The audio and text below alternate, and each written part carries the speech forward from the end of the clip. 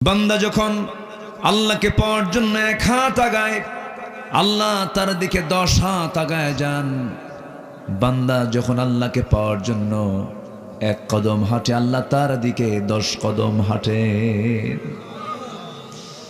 আল্লাহ বাহানা খুঁজবেন বান্দাকে কেমনে জান্নাত দেওয়া যায়। আল্লাহ চান না আমার কোনো বান্দা জাহান্নামে যাক, কিন্তু বান্দা জাহান্নামে যাবে বান্দার দোষে। আল্লাহর তো দোষ এখানে দেওয়া যাবে না, বান্দা বান্দার দোষেই জাহান্নামে চলে যাবে। এই জন্য আমার বন্ধুগণ, আমলনামা তো নিয়ে যেতেই হবে। সে আমলনামাটা যেন বাম হাতের না হয়, ডান হাতের আমলনামা নিয়ে যেতে হবে। আমরা আল্লাহর লানত পেতে চাই না রহমত পেতে চাই। আল্লাহ কোরআনে কারীমের ভিতরে বিভিন্ন জায়গায় কিছু কিছু অপকর্মের কারণে লানতের কথা বলে দিয়েছেন। মোটামুটি